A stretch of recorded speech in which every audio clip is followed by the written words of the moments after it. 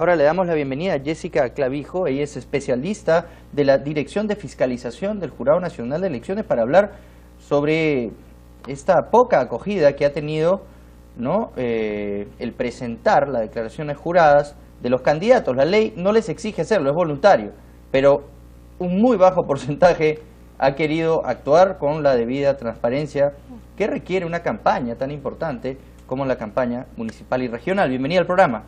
Muchas gracias, buenas tardes a todos los televidentes. Y sí, pues efectivamente tú has dado, creo, el comentario preciso, porque no ha tenido efectivamente mucha acogida esta declaración de bienes y rentas. La declaración jurada de vida no es un formato nuevo. Ya desde el año 2010 vienen presentándolo los candidatos y efectivamente bajo la legislación actual no es obligatorio. Es una información que busca transparentar cuáles las características, digamos, económicas, el perfil que tiene cada uno de los candidatos. Sin embargo, hemos detectado que a pesar de que esta es información que podría permitir que la ciudadanía conozca estos candidatos, la acogida ha sido mínima. Menos del 12%, un 11.59% de candidatos son los que han declarado información sobre bienes y sobre rentas. ¿Cómo podríamos solucionar esto? Pues bueno, definitivamente haciendo un cambio en la normativa y es a través del cambio de la ley de partidos. Y es por eso que el Jurado Nacional de Elecciones ha presentado una iniciativa legislativa en ese sentido. Debiera ser, ¿no?, una exigencia de rigor que presenten los candidatos su declaración de bienes, sobre todo en el contexto que estamos viendo, que ya viene trabajando el Jurado Nacional de Elecciones también, sobre estos candidatos con sentencias, incluso sentencias por narcotráfico, por violación y delitos pues realmente muy graves, sentencias, ni siquiera que están siendo investigados o procesados, sino sentenciados. Hemos tenido problemas graves en ese sentido y por lo mismo es importante que todos los candidatos, ¿no?, en aras de que haya un proceso limpio, puedan declarar qué es lo que tienen antes de postular, ¿no es cierto? Así es, como te comentaba, si bien es cierto cuando ya estas personas sean elegidas y sean autoridades, asuman el cargo, Contraloría se va a encargar de exigirles una declaración de bienes y rentas como funcionarios, pero de manera previa, lo ideal sería que el ciudadano pueda elegir a estos ciudadanos teniendo la mayor cantidad de información posible. Es por eso que en este proyecto de la ley de partidos que se ha presentado ya no se deja espacio a que sea facultativo, sino es obligatorio.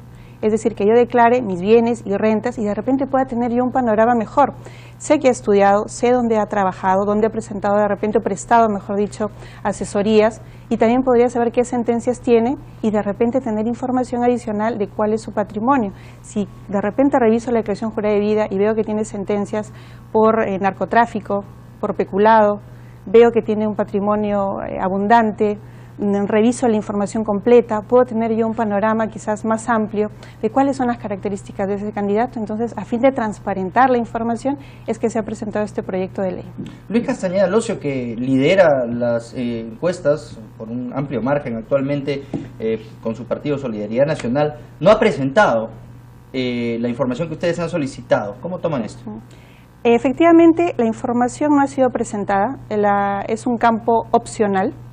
Todos los demás campos han sido llenados porque son obligatorios, pero en este espacio, bueno, pues se evidencia de repente la no acogida para declarar esta información.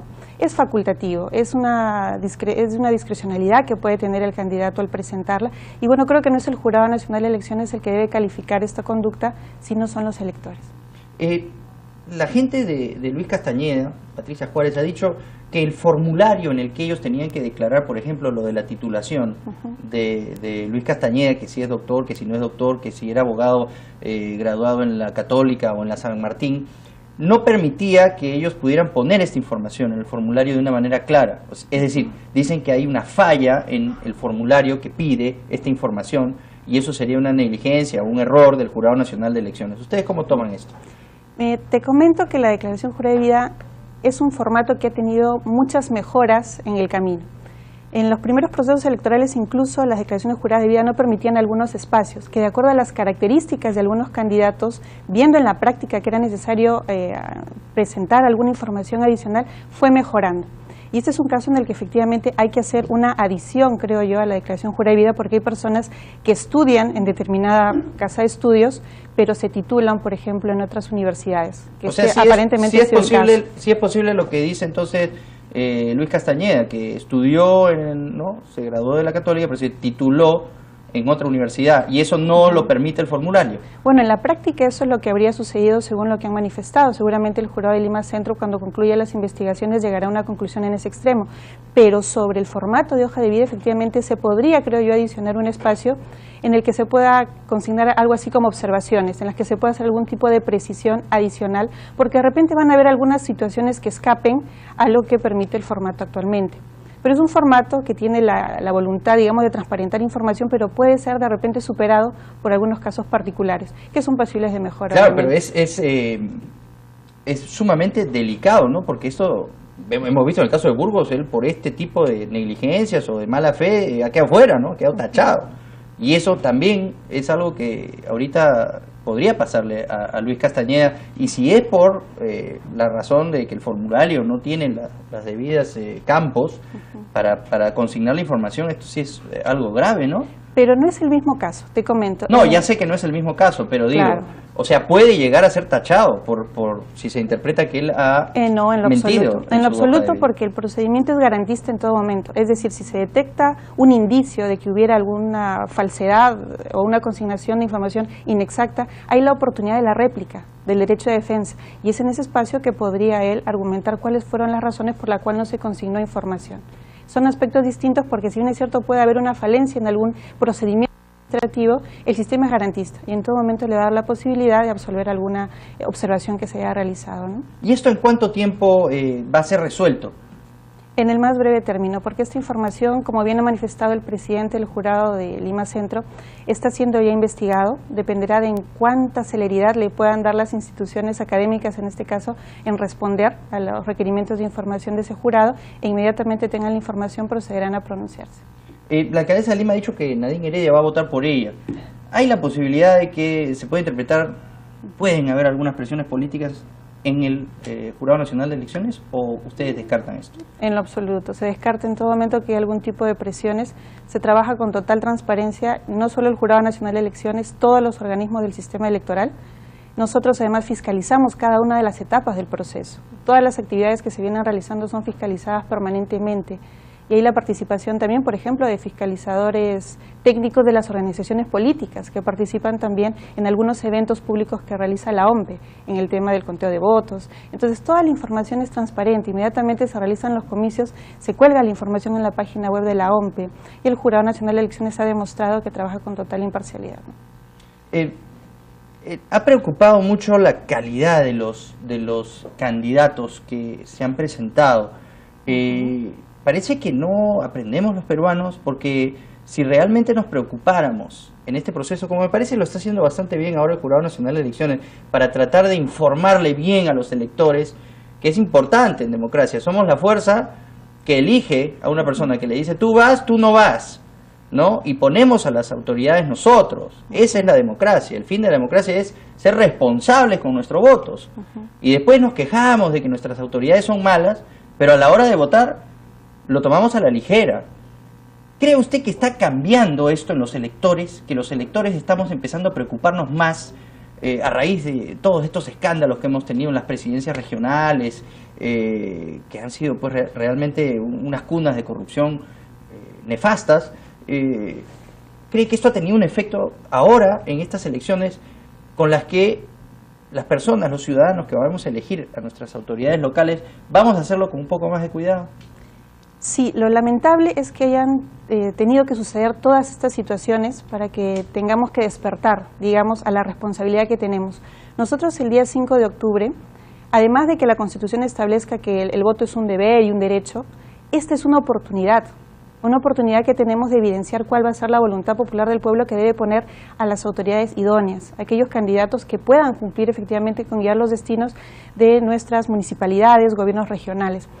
No esperemos a que pase el 5 de octubre, estén ellos en ejercicio en el 2015 y empecemos pues con las quejas y empecemos a evidenciar que hay situaciones irregulares cuando nosotros hemos sido quienes hemos acudido el 5 de octubre a elegir a nuestros candidatos. Es indiscutible que los medios de comunicación han jugado un rol importante. Quien te habla tiene experiencia en procesos electorales ya hace algunos años, y debo reconocer que hay mucha diferencia en la cobertura que se le da de manera previa a los candidatos a diferencia de este proceso electoral, de cuáles son las hojas de vida, de cuáles son las características, cómo va avanzando el proceso de fiscalización y en definitiva como organismo electoral lo agradecemos porque somos, creo yo, aliados estratégicos hacia el camino de poder conseguir la calidad de autoridades que creo que el Perú merece.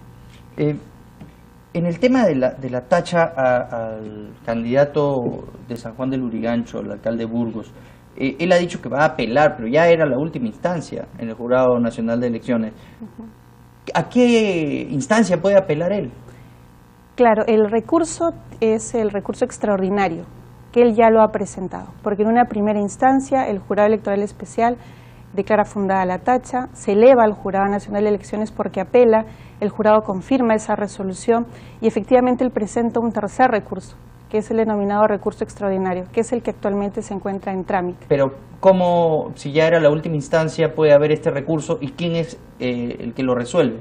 El sistema tiene dos recursos, primera instancia y segundo, y el tercero es el denominado extraordinario, que también es resuelto por el Jurado Nacional de Elecciones. Es decir, en este momento el expediente del señor Burgos aún se encuentra en el Jurado Nacional de Elecciones porque ha activado este mecanismo adicional que es el recurso extraordinario. Así que espero yo que hacia las próximas semanas, por la carga procesal y el avance del proceso, tenemos plazos muy cortos, seguramente tendremos novedades sobre el particular. ¿Pero quiénes son los que revisan este expediente en tan alta instancia? ¿El propio doctor Tábara? Correcto.